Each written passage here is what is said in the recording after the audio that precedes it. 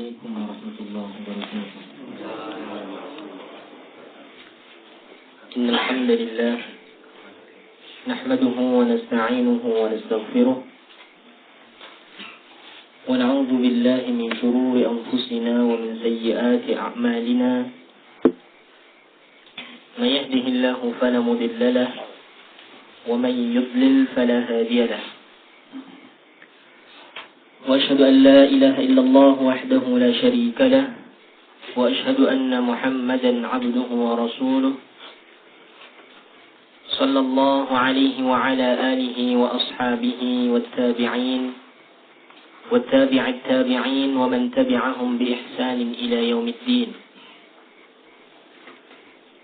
فقال تعالى في القرآن العظيم: يا أيها الذين آمنوا اتقوا الله حق تقاته ولا تموتن إلا وأنتم مسلمون.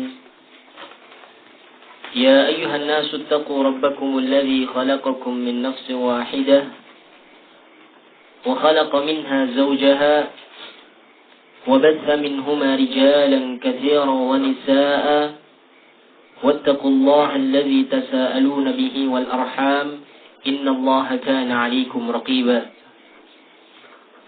يا أيها الذين آمنوا اتقوا الله وقولوا قولا سديدا يصلح لكم أعمالكم ويغفر لكم ذنوبكم ومن يطع الله ورسوله فقد فاز فوزا عظيما.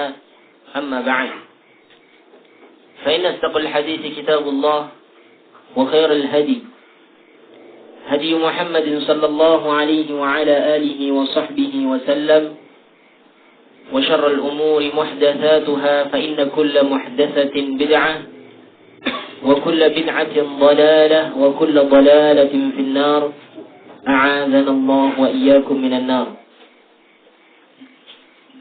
Ikhwan fillah rahimani wa rahimakumullah. Alhamdulillah, segala puji hanyalah milik Allah Subhanahu wa taala yang telah memberikan kepada kita kenikmatannya sehingga kita dipertemukan dalam suatu majelis ilmu, yang mana pada kesempatan yang mulia ini kita akan membaca kitab yang terbaru kita, yang sebelumnya kita telah menyelesaikan kitab Qawaidul Arba'. Sekarang kita akan membaca kitab Al-Wajibatul Mutahattimatil Ma'rifatu ala kulli muslimin wa muslimah, yaitu kewajiban-kewajiban yang harus diketahui oleh setiap muslim maupun muslimah. Ini diambil dari min kalami Syekhul Islam Muhammad bin Sulaiman At-Tamimi rahimahumullahu ta'ala ajma'in.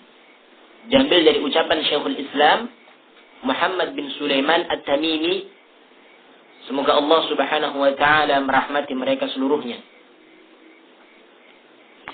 Dan langsung saja kita masuk ke kewajiban-kewajiban yang harus diketahui oleh setiap orang muslim dan juga muslimah. Yang pertama adalah 3 perkara yang nantinya akan ditanyakan kepada kita semuanya ketika kita berada di alam kubur. Dan kita tahu seluruhnya bahwasanya kita nantinya itu seluruhnya akan meninggal dunia. Dan alam yang akan terjadi setelah meninggal dunia ini disebut dengan alam kubur. Meskipun seseorang dikubur ataukah tidak, tetap dinamakan dengan alam kubur.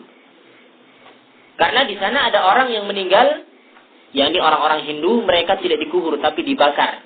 Istilahnya dikremasi, dibakar kemudian jadi abu. Meskipun mereka tidak dimasukkan ke dalam liang kubur, tapi alam mereka itu dinamakan dengan alam kubur, yaitu alam yang terjadi setelah kematian. Ataukah ada di antara manusia yang mati tenggelam dan tidak tahu bangkainya di mana, ataukah dimakan binatang buas? Ini tetap dinamakan dengan alam kubur. Dan semuanya itu akan didatangi 2 orang malaikat yang akan bertanya tentang 3 perkara. Oleh karena itu di sini penting kita harus tahu tentang 3 perkara. Berkaitan dengan siapa Rabbnya, apa agamanya, dan siapa nabinya. Inilah perkara yang pertama yang disebut oleh muallif di sini. Pengarang kitab ini berkaitan dengan al-usulul thalatha, yakni 3 perkara yang penting allati yajibu ala kulli muslimin wa muslimatin ta'allumuha, yang wajib bagi setiap orang muslim dan muslimah untuk mempelajarinya. kubur, beriman dengan alam kubur, ini termasuk di antara kandungan beriman dengan yaumul akhir. Dan ini termasuk rukun iman yang ke-5. Kita tahu rukun iman. Yang pertama iman kepada Allah, iman kepada malaikat-malaikat, iman kepada kitab-kitab, iman kepada para rasul. Dan yang kelima adalah iman dengan yaumul akhir. Beriman dengan yaumul akhir, yaitu hari akhir. Serta yang keenam adalah beriman dengan al-qadar, khairihi wa syarrihi. Qadar yang baik ataukah takdir yang tidak baik untuk kita. Maksudnya yang kita merasa tidak senang dengannya. Dan termasuk di antara rukun iman adalah beriman dengan yakni yaumul akhir. Di antara kandungan beriman dengan yaumul akhir, yaitu yang pertama beriman dengan al-ba'ts. Beriman dengan adanya hari kebangkitan. Ini kandungan yang pertama dari, yaitu beriman dengan yaumul akhir. Beriman dengan adanya yaumul ba'ts, yaitu hari kebangkitan manusia setelah meninggalnya nanti. Yakni ketika malaikat Israfil meniup sangkakala yang kedua. Ini dinamakan dengan yaumul ba'ts. Seluruh manusia akan terlahir kembali, akan hidup kembali sebagaimana tumbuh-tumbuhan yang tumbuh dari tanah. Demikian. Ini kandungan yang pertama. Kandungan rukun iman yang kelima, yakni beriman dengan yaumul akhir, yang kedua adalah yakni beriman dengan adanya al-jaza wal hisab. Beriman dengan adanya hari pembalasan dan hari perhitungan amal. Al-hisab wal jaza. Setelah dihitung amalannya, maka kemudian manusia akan dibalas sesuai dengan amalannya. فَمَنْ يَعْمَلْ مِثْقَالَ ذَرَّةٍ خَيْرًا يَرَهُ وَمَنْ يَعْمَلْ مِثْقَالَ ذَرَّةٍ شَرًّا يَرَهُ. Barang siapa yang melakukan amalan kebaikan, meskipun itu hanyalah sebesar biji zarrah, maka dia akan melihat hasilnya. Akan melihat balasan dari sisi Allah Subhanahu wa Ta'ala. Demikian pula sebaliknya. Barang siapa yang melakukan amalan kejelekan, meskipun hanyalah sebesar biji zarrah, niscaya dia juga akan melihat balasan dari Allah Subhanahu wa Ta'ala. Ini kandungan yang kedua dari beriman dengan yaumul akhir, yakni beriman dengan al-hisab wal jaza. Kemudian yang ketiga adalah beriman dengan al-jannah wan nar. Termasuk di antara kandungan beriman dengan yaumul akhir adalah beriman dengan adanya surga dan adanya neraka. Kita wajib beriman dengan adanya surga, dengan adanya neraka, karena ini termasuk dari kandungan beriman dengan yaumul akhir. Kemudian yang keempat, yakni beriman dengan segala sesuatu yang akan terjadi setelah kematian nanti. Inilah termasuk di dalamnya adalah berkaitan dengan fitnah kubur, dengan alam kubur, dengan nikmat kubur, dengan siksa kubur. Kita harus beriman karena ini termasuk dari kandungan beriman dengan yaumul akhir, yakni beriman dengan segala sesuatu yang akan terjadi setelah kematian nanti. Dan di yaumul qiyamah nanti, yakni di alam kubur nanti, ya, seorang hamba setelah ditinggal oleh keluarganya, ya, maka akan didatangi oleh dua orang malaikat yang dinamakan dengan malaikat mungkar dan juga malaikat nakir. Ditanya tentang 3 perkara, yakni siapa Rabbmu, apa agamamu, dan siapa nabimu. Tentu saja bagi mereka orang-orang yang beriman dan melaksanakan akan kandungan-kandungan dari 3 perkara tadi. Dia menunaikan hak-haknya Allah Subhanahu wa Ta'ala.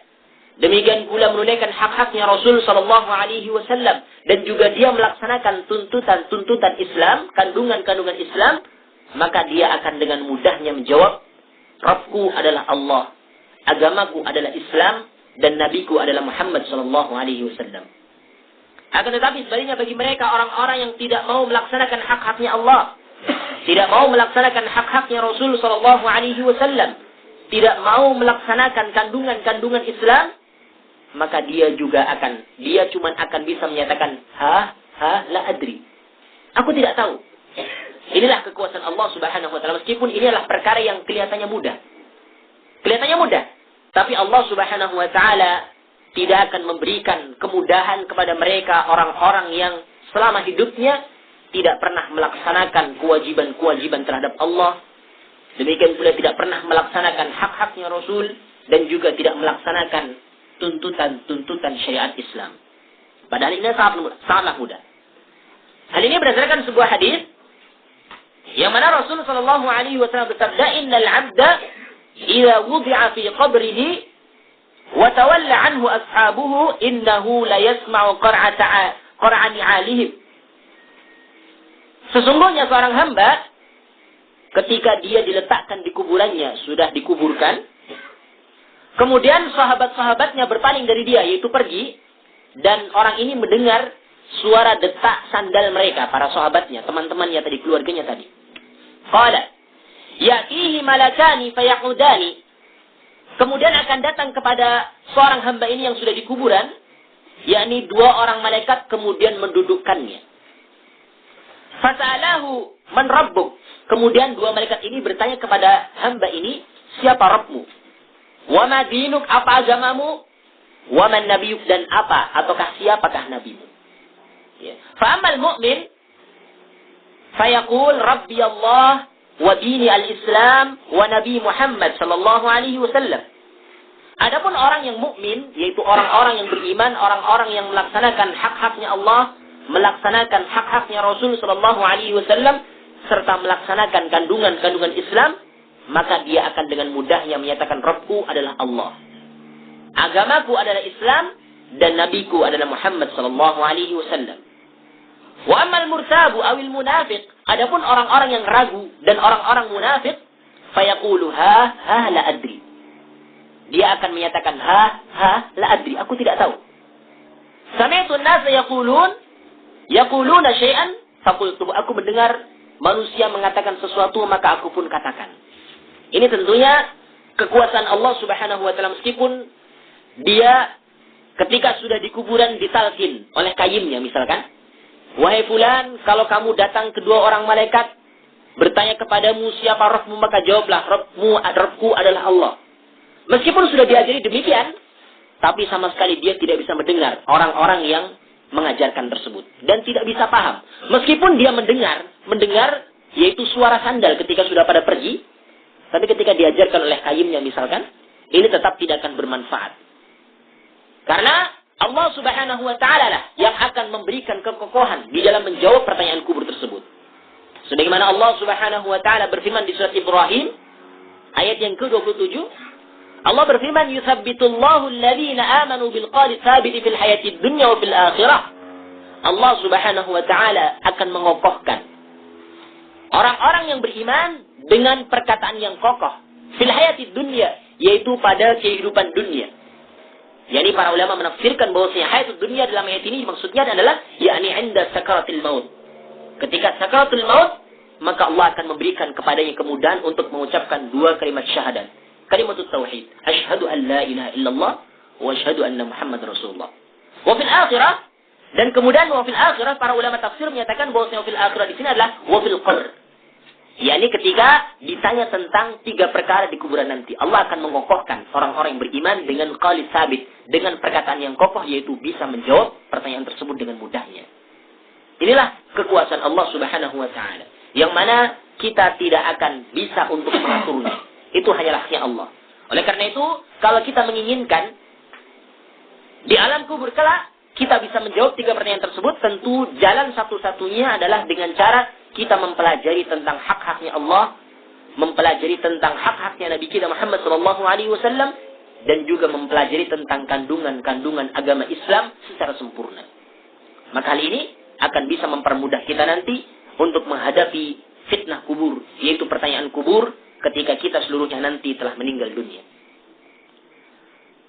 Berkata muallif rahimahullahu ta'ala tentang 3 perkara yang wajib untuk diketahui, untuk dipelajari oleh setiap orang muslim dan juga muslimat, wahya ma'rifatul 'abdi rabbahu wa dinahu wa nabiyahu Muhammadan sallallahu alaihi wasallam. 3 perkara yang harus diketahui oleh setiap orang muslim adalah seorang hamba harus mengenal Rabbnya. Ya, harus mengetahui siapa itu Rabbnya.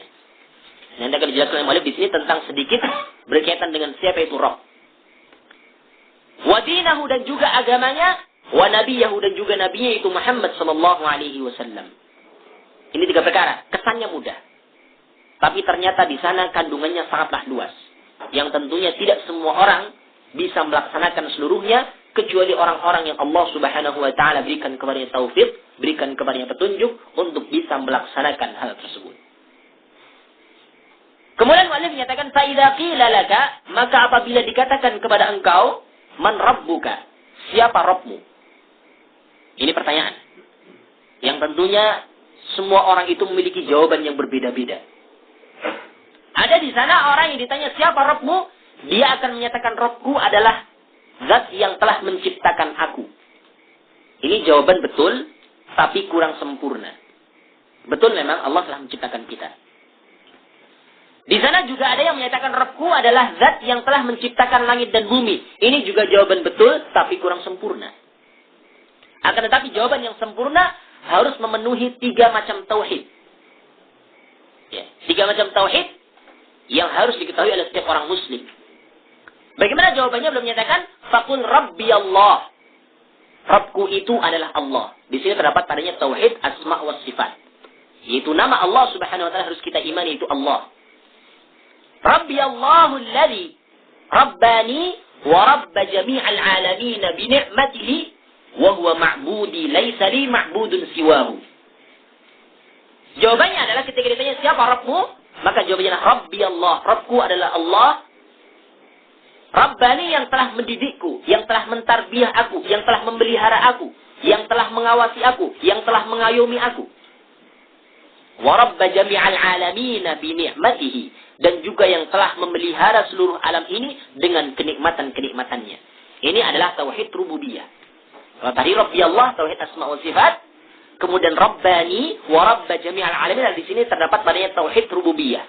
Seorang muslim harus tahu bahwasanya yang mengatur alam semesta ini adalah Allah Subhanahu wa taala. Harus mengakui Allah itu punya nama, yaitu nama Allah Subhanahu wa taala, yaitu Asmaul Husna. Nama-nama yang berada di atas puncak kemuliaan. Bukan cuma 2 ini saja, tapi di sana ada tauhid yang ketiga, bahkan inilah yang paling penting, yaitu mari dinyatakan wa huwa ma'budi, dan dia yaitu Rabbku adalah sesembahanku. Ya. Laisa li ma'budun siwahu, yang tidak ada sesembahan selain dia, yaitu selain Allah Subhanahu wa taala. Ini jawaban yang sempurna yang mencakup 3 macam tauhid sekaligus. Maka ketika kita ditanya siapa Rabbmu, yaitu jawaban kita tercakup padanya 3 macam tauhid. Rabbku adalah Allah. Kalau bila perlu kita sebutkan nama yang lain. Rabbku adalah Allah yang Maha Pemurah, Maha Penyayang, Ar-Rahmanir Rahim, dan seterusnya dari Asmaul Husna yang telah ditetapkan oleh Allah dan juga Rasulnya. Ya. Kemudian juga dialah yang telah menciptakan aku, menciptakan langit dan bumi, ataukah Rabbani yang telah mendidikku, yang telah mentarbiyah aku, yang telah memelihara aku, yang telah mengatur seluruh alam semesta ini. Wa huwa ma'budi, dan dia juga sesembahanku yang tidak ada sesembahan yang berhak disembah kecuali dia. Ini tentang Rabb. Ini sedikit tentang Rabb, mengenal Rabb kita. Itu Rabb. Di dalamnya terdapat 3 unsur. Tauhid, yaitu tauhid asma wa sifat, tauhid rububiyah, dan juga tauhid uluhiyah. Kemudian selanjutnya, belum menyatakan wa idza qila laka, apabila dikatakan kepada engkau, madinuka, apa agamamu? Bagaimana jawabannya? Ya mungkin kita tahu hanyalah Islam. Tapi tentunya di sana Islam itu memiliki makna, memiliki arti dan memiliki tuntutan-tuntutan. Ya. Wa idza qila laka madinuka, apabila dikatakan kepada engkau apa agamamu? Faqul dini al-Islam. Agamaku adalah Islam. Apa itu Islam? Inilah yang perlu kita bahas. Kita sering dengar kata-kata Islam. Dan kita seluruhnya mengaku sebagai orang yang beragama Islam. Tapi kalau kita sendiri tidak tahu apa itu makna Islam, apa itu kandungan Islam, maka di sini tentunya sangatlah aneh. Orang yang mengaku Islam tapi tidak tahu makna Islam. Dan Islam, ya, secara bahasa itu diambil dari kata aslama yuslimu islaman. Yang artinya itu berserah diri. Ini secara bahasa. Ya, ini diambil dari bentuk masdar dari aslama. Aslama yuslimu, aslama fil madi yuslimu fil mudhari' islaman. Ya, ini masdar. Ya, inilah Islam. Yaitu artinya adalah berserah diri.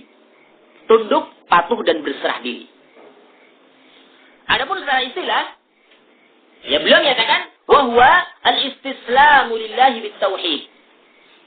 Islam itu berserah diri, menyerahkan diri sepenuhnya kepada Allah Subhanahu wa taala dengan tauhid, yaitu dengan melaksanakan tauhid Yaitu 3 macam tauhid yang sudah kita pelajari.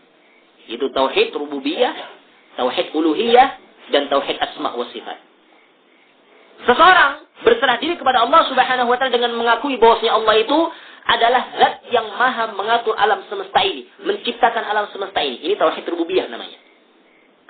Demikian pula seorang juga mengakui bahwasanya Allah, berserah diri kepada Allah, bahwasanya Allah lah satu-satunya zat yang berhak untuk disembah, satu-satunya zat yang berhak untuk diibadahi. Dan yang ketiga tauhid asma wa sifat, berserah diri kepada Allah Subhanahu wa taala dengan mengakui nama-nama dan juga sifat-sifatnya Allah yang telah Allah Subhanahu wa taala tetapkan dalam Al-Qur'an ataukah melalui Rasulullah sallallahu alaihi wasallam dalam hadis-hadis yang sahih dengan tanpa menolak, min ghairi ta'til, wala tamtsil, dan juga tidak boleh mempermisalkan, wala takyif, dan tidak boleh juga menanyakan bagaimananya, dan juga wala min ghairi wala tahrif, yaitu tidak boleh mengalihkan ke makna yang lain.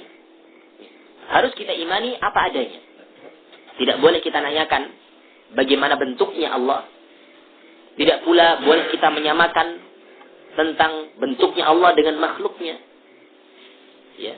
Tidak boleh pula kita mengalihkan ke mana yang lain. Ketika kita tahu salah satu dari nama Allah atau sifat Allah, tidak boleh kita mengalihkan ke mana yang lain. Sebagaimana istiwa, Allah itu beristiwa, salah satu sifat Allah. Ar-Rahmanu 'alal 'arsy istawa. Ar-Rahman, Allah yang Maha Pemurah, itu beristiwa di atas 'arsy, itu bersemayam. Sebagian orang ada yang mengalihkan ke mana yang lain. Istiwa itu maksudnya la istaula, yaitu menguasai. Ini tentunya makna yang batil, yang tidak pernah diajarkan oleh Rasul sallallahu alaihi wasallam, oleh para sahabat radhiyallahu taala anhum ajma'in. Maka kita imani apa adanya. Inilah tauhid. Berserah diri kepada Allah Subhanahu wa taala sepenuhnya dengan melaksanakan tauhid. Wal inqiyadu lahu bi ta'ah, dan juga tunduk kepadanya dengan melaksanakan ketaatan-ketaatan. Yakni kita wajib taat kepada Allah Subhanahu wa taala dan juga Rasulnya secara mutlak.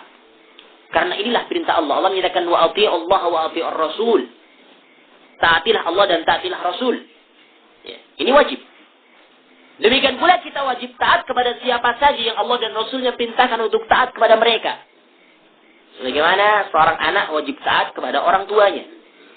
Seorang istri wajib taat kepada suaminya. Rakyat wajib taat kepada pimpinannya. Tapi tentunya di sini tidak mutlak. Di sana bersyarat. Ada syaratnya. Yaitu syaratnya ada 3, sering kita sebutkan.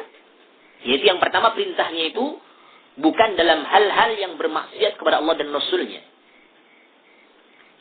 Kemudian yang kedua, yakni adanya kemampuan untuk melaksanakan perintah tersebut. Dan yang ketiga adalah tidak ada dharar, tidak ada bahaya akan mengenainya ketika dia itu mentaati selain Allah dan Rasulnya.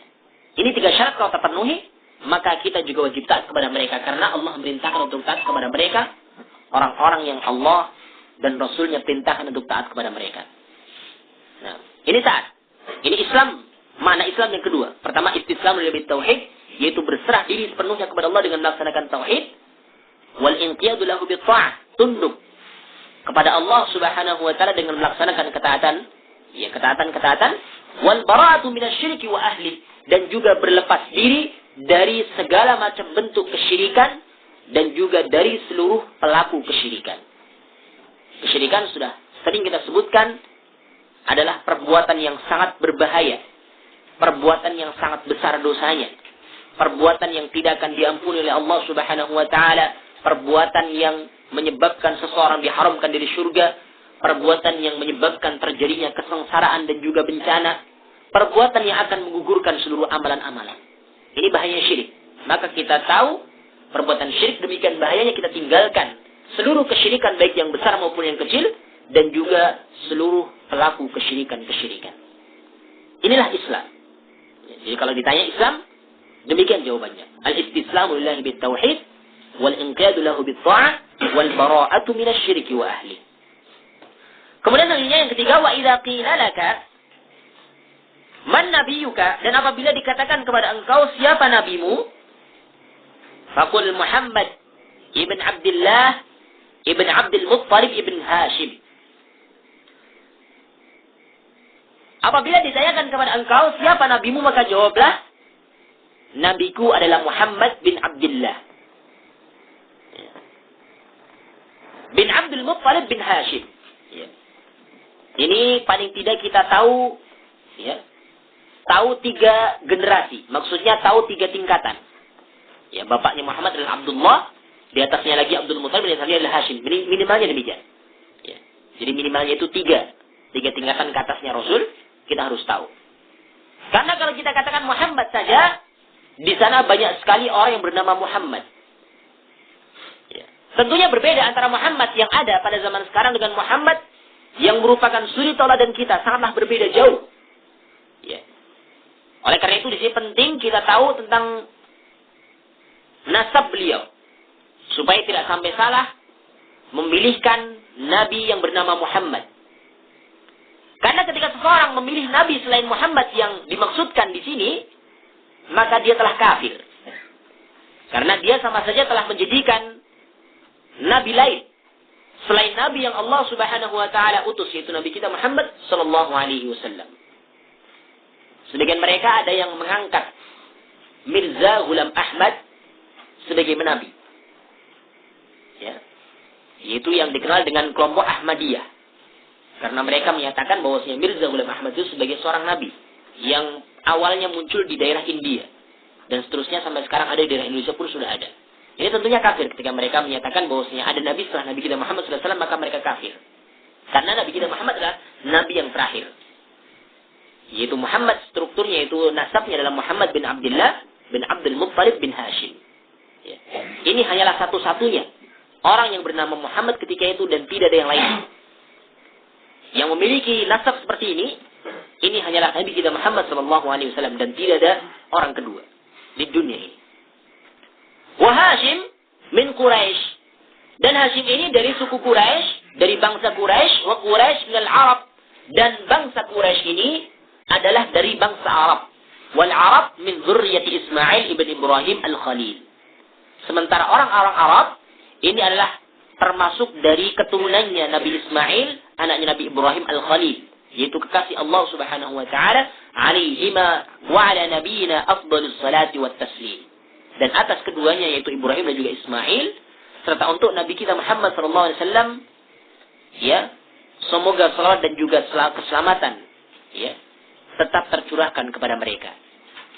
Ini perkara yang pertama yang wajib diketahui oleh setiap orang muslim dan juga muslimah, yaitu mengetahui 3 perkara, yang mana 3 perkara ini akan ditanyakan kepada kita seluruhnya nanti ketika kita sudah meninggal dunia, yaitu fitnah kubur, pertanyaan kubur, yaitu tentang siapa Rabbnya, siapa nabinya, dan apa agamanya. Sudah kita jelaskan tadi, yaitu Rabbku adalah Allah, Rabbani, Rabbi Allahu alladhi Rabbani wa Rabb jami'al alamin bi ni'matihi wa huwa ma'budi laysa li ma'budun siwa. Rabbku adalah Allah yang telah mentarbiah aku, yang telah memelihara aku, mendidik aku, dan memelihara seluruh alam semesta ini dengan kenikmatan-kenikmatannya, dan dia adalah sesembahanku, dan tidak ada sembahan yang berhak disembah kecuali dia. Inilah Rabb kita. Kemudian tentang masalah agama, ya, wa idza qila kama dinuka, apa agamamu, maka katakan dini al-Islam. Agamaku adalah Islam, yaitu al-istislamu lillahi bit-tauhid wal inqiyadu lahu bit-tha'ah wal bara'atu minasyirki wa ahli.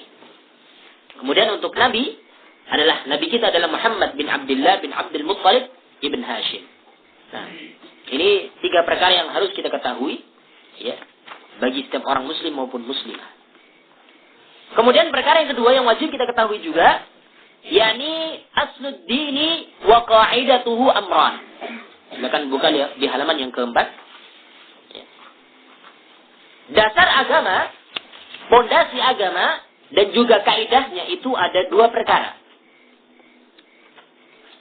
Al-awwal, yang pertama adalah al-amru bi'ibadatillahi wahdahu la syarika lahu wa tahridu ala dhalika wal muwalatu fihi wa takfiru man tarakahu. Yang pertama adalah al-amru bi'ibadatillah. Dasar yang pertama, pokok yang pertama, kaidah yang pertama adalah perintah untuk beribadah hanyalah kepada Allah Subhanahu wa taala semata. Al-amru bi'ibadatillahi wahdah, yaitu perintah agama itu adalah perintah untuk beribadah kepada Allah Subhanahu wa taala semata, la syarikalah, dan tidak ada sekutu baginya. Wa tahridu ala dzalika, serta mengajak untuk melakukan hal itu, mengajak untuk selalu beribadah kepada Allah Subhanahu wa taala semata dan tidak menyekutukannya dengan sesuatu apapun. Wal muwalatu fi, dan juga loyal padanya, yaitu cinta padanya. Cinta dengan orang-orang yang memerintahkan untuk beribadah kepada Allah Subhanahu wa taala serta melarang dari kesyirikan. Kita loyal kepada mereka, orang-orang yang bertauhid, dan juga melarang kesyirikan. Wa takfiru man tarakahu, dan juga mengkafirkan orang-orang yang meninggalkan perkara tersebut. Orang-orang yang tidak mau beribadah kepada Allah, bahkan dia orang-orang yang menyekutukan Allah, kita kafirkan dengan tanpa ragu. Mereka orang-orang yang tidak mau beribadah kepada Allah, orang-orang yang menyekutukan Allah, mereka itu adalah orang-orang yang kafir. Jangan ragu-ragu. Karena nanti kalau kita ragu dengan kekafirannya mereka, ini termasuk di antara hal-hal yang akan membatalkan keislaman kita. Nanti akan kita sebutkan di perkara yang selanjutnya, yaitu tentang nawaqidul Islam, pembatal-pembatal keislaman. Kalau itu jangan kita ragu untuk mengkafirkan mereka, orang-orang yang tidak mau beribadah kepada Allah, dan bahkan mereka itu menyekutukan Allah Subhanahu wa taala. Ini perkara yang pertama, pokok yang pertama, dasar yang pertama, kaidah yang pertama dari agama Islam ini.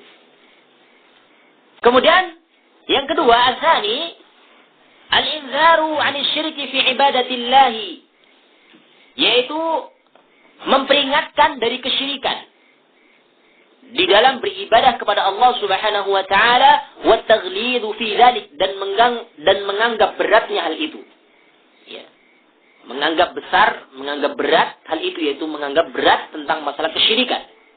Taghlidh, mughallazah, yaitu yang berat. Dalam hal itu, wal mu'adatu fi, dan juga memusuhi padanya, maksudnya memusuhi orang yang berbuat syirik, wa takfiru man fa'alahu, dan mengkafirkan orang yang melakukan kesyirikan. Ini dua perkara tercakup di dalam firman Allah Subhanahu wa taala surat An-Nahl ayat yang ke-36. Karena inilah perintah seluruh para nabi. Perintah dari Allah kepada seluruh para nabi untuk menyampaikan kepada umatnya. Allah Subhanahu wa taala berfirman, "Wa laqad ba'atsna fi kulli ummatin rasulan an i'budullaha wajtanibut taghut." Dan sungguh, kami telah mengutus kepada setiap umat seorang rasul. Apa tugasnya mereka? Yani ani'budullah, agar supaya mereka itu menyeru kepada umatnya untuk beribadah hanyalah kepada Allah Subhanahu wa taala. Inilah perkara yang pertama. Itu memerintahkan untuk beribadah kepada Allah Subhanahu wa taala semata. Dan juga yang kedua adalah wajtanibut taghut, dan menjauhi at-taghut. Taghut itu segala sesuatu yang disembah selain daripada Allah Subhanahu wa taala. Ini al-inzar 'anil syirik, yaitu memperingatkan dari kesyirikan, menjauhi taghut. Nah, ini dua kaidah, dua dasar ini tercakup dalam surat An-Nahl ayat yang ke-36. Kemudian selanjutnya kita lanjutkan ke perkara yang ketiga yang wajib diketahui oleh setiap orang muslim dan juga muslimat, yakni syurutu la ilaha illallah. Tentang syarat-syarat la ilaha illallah. Kita seluruhnya kaum muslimin telah mengucapkan kalimat tauhid. Telah mengucapkan dua kalimat syahadat, asyhadu an la ilaha illallah wa asyhadu anna Muhammad Rasulullah. Tapi tentunya belum tentu kita seluruhnya telah memenuhi syaratnya. Bisa jadi karena pertama tidak tahu, ini dimaklumi.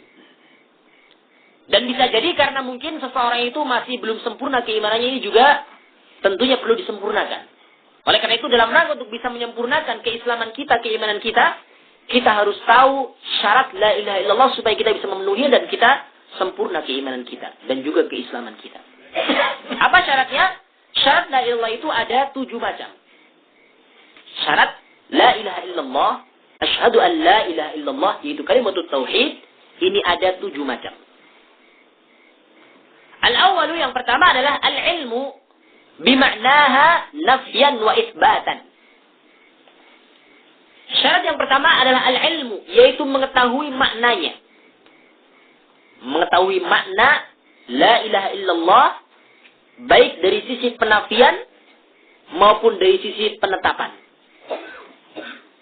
Karena kita tahu dalam kalimat la ilaha illallah terdapat padanya dua rukun yang tidak boleh dipisahkan. Yaitu yang pertama an-nafyu, yang kedua al-isbat. Penafian dan juga penetapan. Maksudnya adalah dalam kalimat tauhid la ilaha illallah terdapat padanya penafian, yaitu menafikan seluruh sesembahan ya yang ada di alam semesta ini ditiadakan seluruhnya, kemudian ditetapkan satu sembahan yaitu Allah Subhanahu wa taala. Yaitu penafian di sini ada dalam kalimat la ilaha. Kemudian penetapan ada dalam kalimat illallah. Ada dua rukun yang tidak boleh dipisahkan. Ketika seseorang memisahkan antara dua rukun ini, cuma menafikan saja, maka dia akan menjadi orang komunis, orang ateis, orang kafir. Karena dia tidak mengakui adanya sesembahan, tidak mengakui adanya Tuhan. Ya, karena dia cuma menyatakan la ilaha, tidak ada sembahan. Nah, ini tentunya kafir. Komunis, ateis, anti Tuhan. Demikian pula kalau seseorang cuma menetapkan saja illallah, ya, cuma menetapkan dengan tanpa menafikan, dia mengakui Allah itu sesembahan, tapi dia juga masih mengakui sesembahan yang lain. Ini sama halnya dengan orang-orang kafir pada zamannya Rasul Shallallahu Alaihi Wasallam ataukah pada zaman sekarang. Kita perhatikan orang yang ada pada zaman sekarang itu orang-orang Nasrani, orang-orang Kristen. Mereka meyakini Allah itu sebagai Tuhan, sebagai sesembahan. Tapi mereka juga masih menyembah kepada Isa ibn Maryam, yaitu Yesus. Mereka juga masih menyembah kepada Maryam. Apakah mereka Islam? Karena mereka masih mengakui sesembahan itu Tuhan? Tidak. Mereka bukan seorang Islam. Karena mereka tidak menafikan. Cuma menetapkan saja. Oleh karena itu, dua syarat ini, dua rukun ini harus terpenuhi sekaligus. Yaitu la ilaha illallah. Menafikan seluruh sembahan, kemudian menetapkan seluruh sembahan, yaitu Allah Subhanahu wa ta'ala. Inilah rukun yang pertama. Al-ilmu bimaknaha, ataukah syarat yang pertama, yaitu al-ilmu bimaknaha. Mengetahui maknanya, nafyan wa isbatan. Baik dari sisi penafiannya, dan juga penetapannya. Jelas tidak boleh memisahkan antara dua rukun ini. Dalam satu kalimat harus disebutkan secara langsung, la ilaha illallah. Dari hal ini maka jelaslah bagi kita tentang batilnya orang-orang sufi yang mereka itu, ya, ketika zikirnya, mereka itu mengucapkan la ilaha illallah, tapi kalau sudah sampai tingkatan tinggi, mereka cuma menyatakan la ilaha, la ilaha, la ilaha. Selanjutnya disambung dengan illallah, illallah, illallah, illallah. Itu tak? Ini tentunya tidak syar'i yang demikian, bahkan tidak diperbolehkan. Seseorang kalau mengucapkan kalimat tauhid disambung la ilaha illallah. Ya, karena sebagian orang ada yang demikian. Kelompok di sini satu baris ini mengucapkan la ilaha, disambung satunya illallah. La ilaha illallah. Kalau satunya pas mengatakan la ilaha kemudian mati, gimana? Kafir. Ya. Maka tentunya di sini batil. Orang yang berzikir dengan cara-cara seperti ini. Selain caranya, ini tidak pernah diajarkan oleh Rasul Shallallahu Alaihi Wasallam. Demikian pula bilangannya juga tidak pernah diajarkan oleh Rasul Shallallahu Alaihi Wasallam, karena mereka berzikir sampai ribuan kali. Bahkan di antara mereka sampai pingsan. Ini caranya sudah tidak syar'i. Terlebih lagi kalimatnya, ini sudah tidak memenuhi syarat. Karena dua syarat ini tidak boleh dipisahkan. Kemudian bahkan yang lebih parah lagi di antara mereka ketika sudah sampai tingkatan yang sudah tinggi, cuma mengatakan hu, itu saja. Cuma menyebutkan gomirnya saja. Ya, la ilaha illallah dan seterusnya dari cara-cara yang tidak pernah diajarkan oleh Rasul sallallahu alaihi wasallam. Maka di sini tentunya batil karena dia tidak memenuhi, ya, bahkan yang pertama tidak mengetahui apa itu maksudnya dan tidak memenuhi dua rukun ini, yaitu an-nafyu wal itsbat. Tidak menafikan dan juga tidak menetapkan. Tapi seorang yang mengucapkan la ilaha harus berilmu, harus mengetahui bahwasanya di sana seorang ketika mengucapkan la ilaha illallah harus menafikan, meniadakan seluruh sesembahan-sesembahan yang ada, kemudian menetapkan satu sembahan yaitu Allah Subhanahu wa taala semata. Sudah tidak mengakui yang lainnya kalau sudah dinafikan. Ya, yang pertama dibersihkan dulu. At-tasfiyah. Setelah tasfiyah kemudian tarbiyah, yaitu dididik. Dididik untuk mengakui hanyalah satu sembahan yaitu Allah Subhanahu wa taala. Inilah kaidah. Kaidah dalam ajaran Islam adalah tasfiyah tarbiyah. Yaitu diambil dari kalimat tauhid di sini.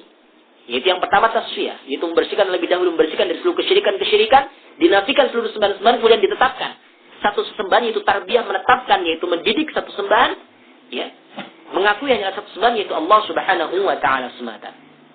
Ini yang pertama. syarat yang pertama dari la ilaha illallah. Syarat yang kedua, tsani, al-yaqin wa huwa kamalul ilmi biha, al-munafi lisyakki war-raib. Syarat yang kedua adalah yakin. Nanti selanjutnya akan kita sebutkan dalilnya nanti di pembahasan yang selanjutnya. Ini cuma kita sebutkan poin-poinnya saja. Jadi tidak kita jabarkan tentang dalilnya, nanti akan kita sebutkan.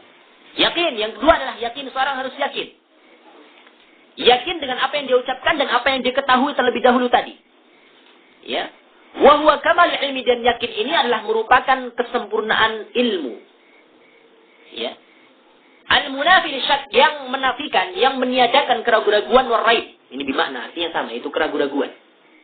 Nah, ini yang kedua, syarat yang kedua. Seorang yang mengucapkan la ilaha illallah setelah dia mengetahui tentang rukunnya tadi, menafikan seluruh sesembahan, kemudian menetapkan sesembahnya itu Allah Subhanahu wa taala, maka dia harus yakin bahwasanya di sana tidak ada sesembahan yang berhak disembah kecuali satu, yaitu Allah Subhanahu wa taala, dan yakin, seyakin-yakinnya dengan tanpa keraguan sedikit pun. Nah, kemudian yang ketiga adalah al-ikhlas, yaitu ikhlas. Ikhlas di dalam mengucapkan kalimat tauhid tersebut bukan karena paksaan, bukan karena tujuan-tujuan dunia yang lainnya. Ya. Harus betul ikhlas dalam mengharapkan keridhaan dari Allah Subhanahu wa taala, al-munafi lisyirk, karena dengan ikhlas ini akan menafikan, akan meniadakan kesyirikan-kesyirikan. Ini syarat yang ketiga.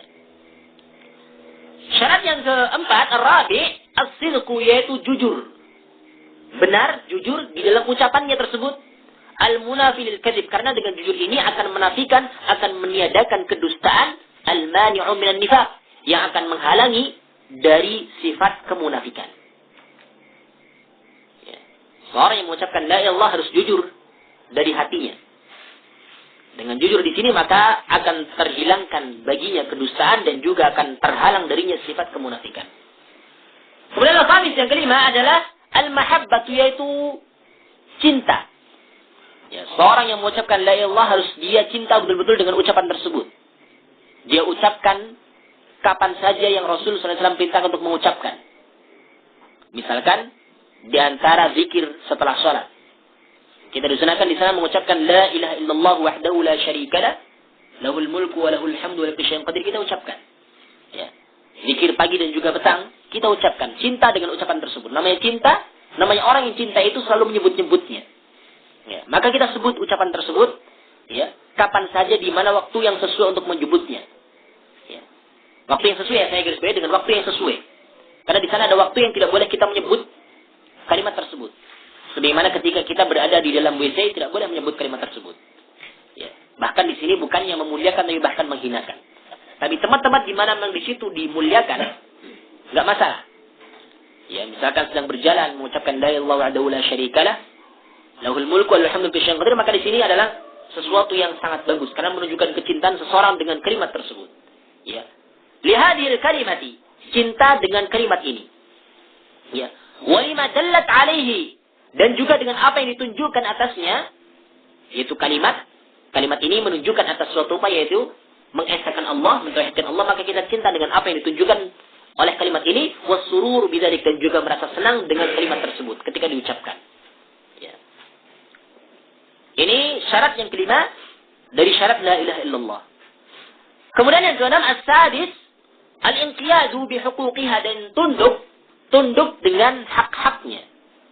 Ya, wa hiya al-a'mal wajibatu, dan itu adalah merupakan amalan-amalan yang wajib. Ikhlasan lillahi wa talaban limardatihi, itu ikhlas hanyalah karena Allah dan juga mencari keridhaan dari Allah Subhanahu wa taala. Kemudian yang ketujuh, yakni al-qabul, yaitu menerima. Al-munafi lirad, yang mana dengan menerima ini akan menafikan, akan meniadakan sifat penolakan. Ketika seorang sudah menerima kalimat tersebut, maka dia tidak akan menolak kembali kalimat tersebut karena dia sudah menerima. Ini 7 syarat pada kalimat la ilaha illallah. Yang tentunya di sini perlu kita mengintrospeksi diri kita masing-masing, apakah kita sudah memenuhi syarat tersebut ataukah belum. Kalau sudah, alhamdulillah, dipertahankan, ditingkatkan, disempurnakan. Tapi kalau belum, maka hendaklah kita berusaha untuk bisa memenuhinya. Yang pertama paling penting adalah masalah ilmu. Harus mengetahui tentang maknanya kalimat tersebut, baik dari sisi penafian maupun dari sisi penetapan.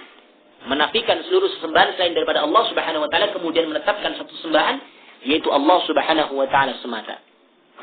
Kemudian harus yakin, yang ketiga harus ikhlas, yang keempat harus jujur dalam ucapannya tersebut, yang kelima harus cinta dengan ucapan tersebut, yang keenam harus tunduk dengan hak-hak kalimat tersebut, dan yang keenam adalah menerima. Ya. Yang ketujuh adalah menerima akan ucapan tersebut.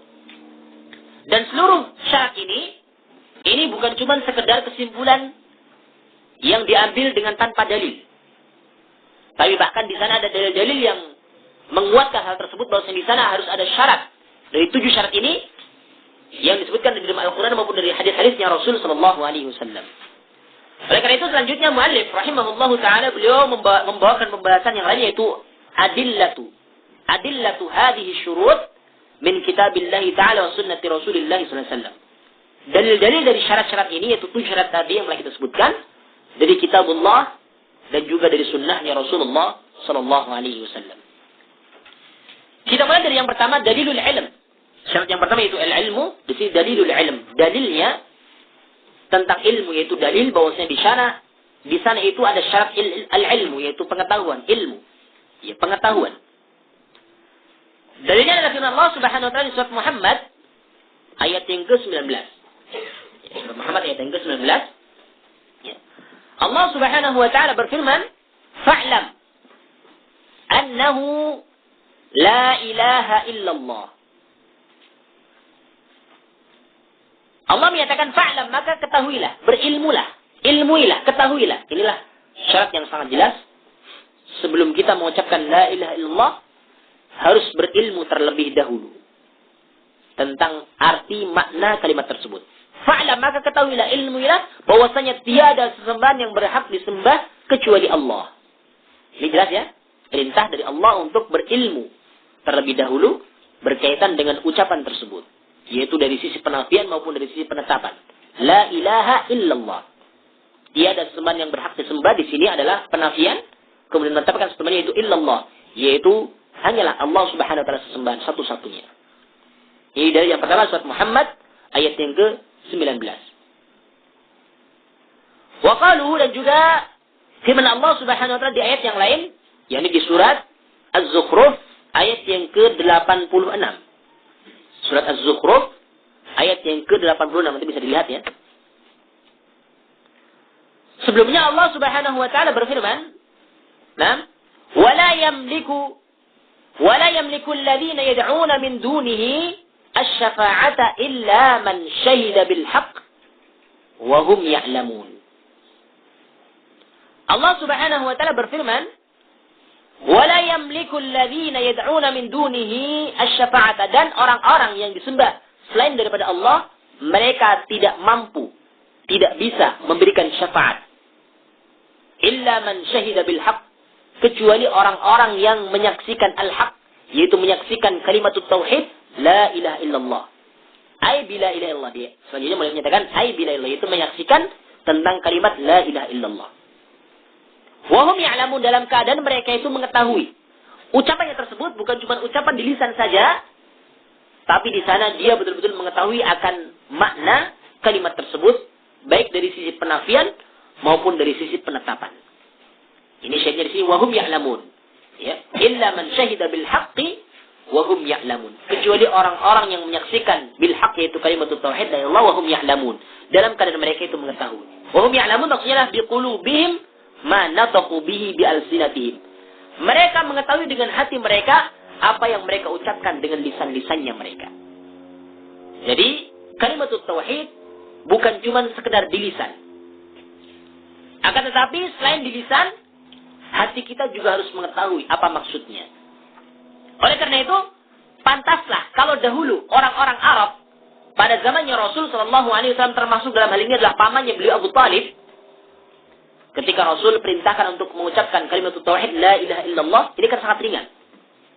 Tapi ternyata mereka tidak mau. Karena mereka tahu, kalau mengucapkan kalimat la ilaha illallah berarti tidak boleh mengakui sembahan yang mereka miliki. Baik itu Lata, Uzza, ataukah Manah. Mereka tidak akui lagi. Oleh karena itu mereka tidak mau mengucapkan kalimat tersebut. Karena berat menurut mereka. Karena sudah mengucapkan la ilaha illallah, dia harus menafikan seluruh sesembahan. Apapun namanya, baik itu Lata, Uzza, ataukah Mana, ataukah yang lainnya dari sembahan-sembahan yang ada, harus dinafikan seluruhnya. Kemudian menetapkan sembahan yaitu Allah Subhanahu wa taala. Oleh karena itu mereka orang kafir lebih paham daripada kita dengan kalimat tauhid, sehingga mereka tidak mau mengucapkan kalimat tersebut. Ya, sehingga mereka tahu kalimat tersebut adalah kalimat yang berat, karena dengan ucapan tersebut seorang itu harus dia itu menafikan seluruh sesembahan, kemudian menetapkan hanyalah satu sembahan yaitu Allah Subhanahu wa taala. Ya, maka orang yang mengucapkan tersebut harus berilmu. Wahum ya'lamun, dalam kata mereka mengetahui itu biqulubihim, mengetahui dengan hati mereka, manataqu bihi bi alsinatihim, itu apa yang mereka ucapkan dengan lisan-lisannya mereka. Ini dalil dari Al-Qur'an yang menunjukkan syarat yang pertama itu al-ilmu, yaitu pengetahuan, berilmu, mengetahui akan makna kalimat tersebut. Wa min as-sunnah, dan dari as-sunnah, dalil dari as-sunnah tentang syarat yang pertama tadi itu al-ilmu. Al-hadits tsabitu fi sahih an Utsman radhiyallahu ta'ala anhu qala qala Rasulullah sallallahu alaihi wasallam man mata wa huwa ya'lamu annahu la ilaha illallah dakhala al-jannah. Dan dari as-sunnah yaitu hadis yang sabit dan juga sahih, dalam sahih itu sahih Bukhari, ya, dari Utsman radhiyallahu ta'ala anhu, dari Utsman yaitu Utsman bin Affan radhiyallahu ta'ala anhu, ya, beliau menyatakan Rasulullah sallallahu alaihi wasallam bersabda, "Man mata wa huwa ya'lamu annahu la ilaha illallah." Barang siapa yang meninggal dunia dalam keadaan dia mengetahui. Ini syahidnya di sini. Wa huwa ya'lamu. Dalam keadaan dia itu berilmu, mengetahui bahwasanya tiada sembahan yang berhak disembah kecuali Allah Subhanahu wa taala. Apa balasannya? Rasul menyatakan dakhala al-jannah. Maka dia akan masuk surga. Ini jaminan dari Rasulullah SAW bagi mereka orang yang mengucapkan kalimat tersebut dalam keadaan dia tahu tentang maksudnya, tentang maknanya, baik dari sisi penafian, meniadakan seluruh sembahan, kemudian menetapkan sembahan itu Allah Subhanahu wa taala, maka Rasul katakan dakhala al-jannah, maka dia akan masuk surga. Nah, ini dalil yang menunjukkan syarat yang pertama yaitu al-ilmu. Ya. Kemudian insyaallah untuk dalil yang lainnya berkaitan dengan syarat-syarat la ilaha illallah yang lainnya, insyaallah akan kita sampaikan beberapa mereka akan datang insyaallah. Dan mudah-mudahan yang sedikit ini bermanfaat bagi diri saya beriman dan ikhwah seluruhnya. Wallahu ta'ala a'lam wa a'lam. Permisi maaf. Subhanakallahumma wa bihamdika asyhadu an la ilaha illa anta astaghfiruka wa atubu ilaik. Assalamualaikum warahmatullahi wabarakatuh.